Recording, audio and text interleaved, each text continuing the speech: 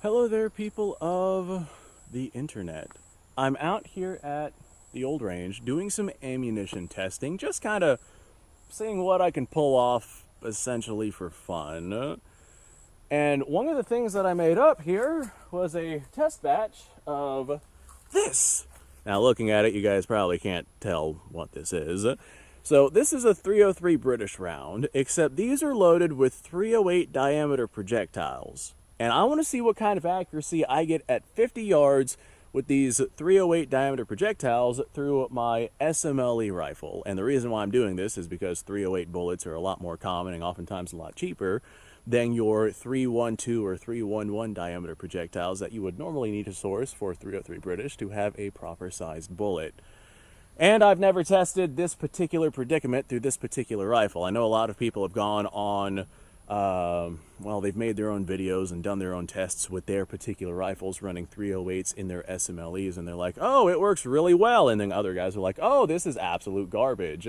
Typically, you can slug your bore, and it'll tell you what kind of accuracy you're going to get. Like, for example, this 303 British rifle, this particular one, I think it does in fact slug out to a 311 diameter bore. But I have a number 4 Mark 1 and it's in rough shape. Well, I say rough shape. It was rough manufacturing. It was kind of like their last ditch style of rifle that they made whenever they were having some significant logistical issues facing off with Germany in the Second World War. And that particular number 1 Mark III has a, or number 1, no, that particular number 4 Mark 1, God, the nomenclature of British guns is crazy. That particular number 4 Mark 1 has a 313 diameter bore. So running 308 bullets through that 313 diameter bore, it does not work great. And I know that because I've tested it to see how well it would work. But I have not tested this particular SMLE, and so that's one of the things that I want to test while I'm up here at the range. So how well will my 311 diameter SMLE run these 308 projectiles? So these are 150 grain 308 rounds. They're just soft point rounds. I can't quite remember what company this is. I think these are Hornady projectiles. They're not match grade ammunition. They're not anything special. As far as I'm concerned, if I can hit a paper plate at, say, the 50 yards that we're at, and I'm not having issues with keyholing, I'll call that a win. And I will say I can run 308 projectiles through this 303 rifle. Now, all of that being said, I guess we're going to go ahead and have a seat here. I'm going to run a 5-shot group at our paper plate target down there. Bear in mind that paper plate target's being used. It has 3 rounds on it already, but they're all keyholed. So if we see other keyholed rounds on that paper plate or no keyholed rounds and they're all perfect shots, we know which ones are ours.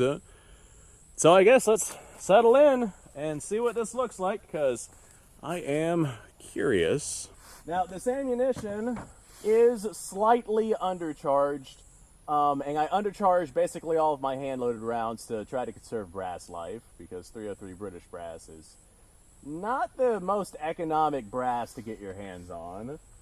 So we're going to settle in, and I'm going to send a 5-shot group at our paper plate down there. These are the 150 grain 308 diameter projectiles. Depending on the accuracy that we get with these, if it's not horrible, I might do future testing where I try running heavier bullets in 308 diameter, just because we'll have more engagement area with the rifling for the rifling that is actually engaging with the surface.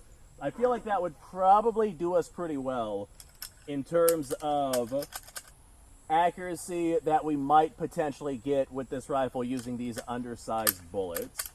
Alright, I got 5 rounds loaded up. I'm literally just going to shoot at a paper plate at 50 yards. No scientific measurements here, I guess. Alright, there's 1 round. Alright, there's 2 rounds. Wow, these brass cases are toasty, but I am definitely trying my best to not lose any. There's 3 rounds. The trigger on this particular rifle is actually really nice. I know a lot of your military spec triggers are really not that great. This one's alright. This rifle is dated 1918. That makes it, what, 107 years old at this point? which is absolutely insane. 107-year-old rifle, and I'm out here accuracy testing it.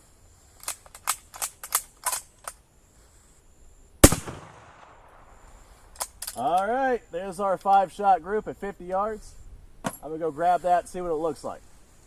All right, here is our paper plate. This is one of the keyholes, this is one of the keyholes, and this one is a very obvious keyhole.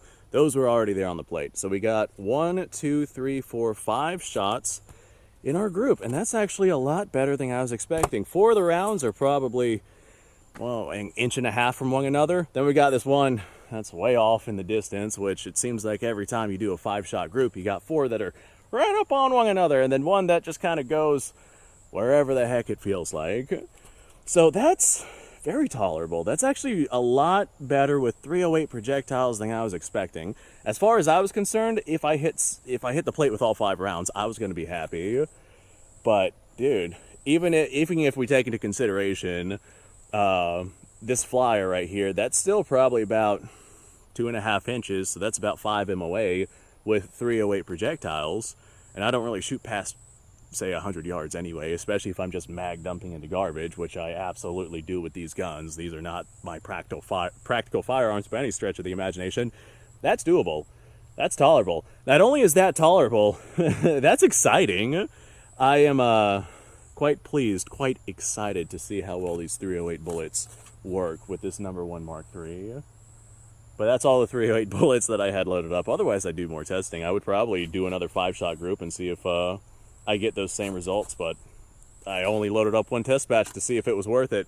I'm going to load up some heavier rounds. The 303 British, I think that has around a 1 in 10 twist. It might be like a 1 in 9.5 inch twist, but somewhere around that particular twist rate. And those tend to prefer your heavier weight bullets. They just do better with, say, 180 grain to 220 grain projectiles.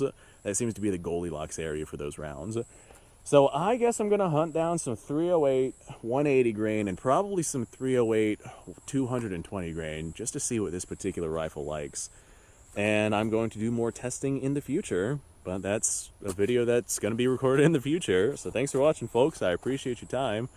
Like, subscribe, share. Description below has a link to all sorts of stuff. Go check it out. You guys go off, have yourself a fantastic day, and I will see you on the next episode.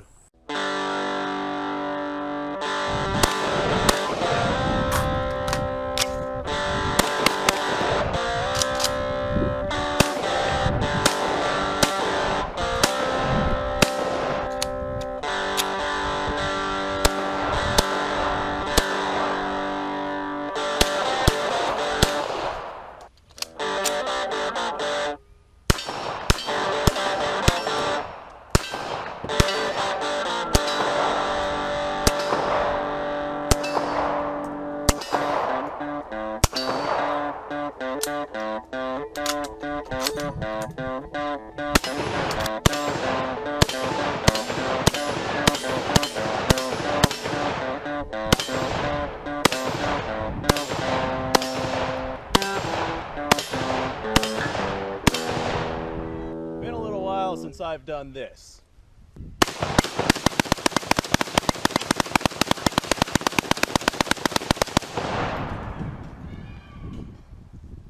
Bonnie and Clyde be damned.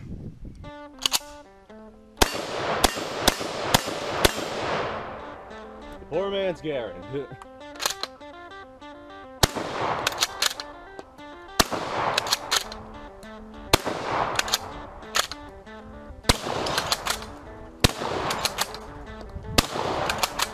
It's a shame that bolt-action shotguns aren't more mainstream.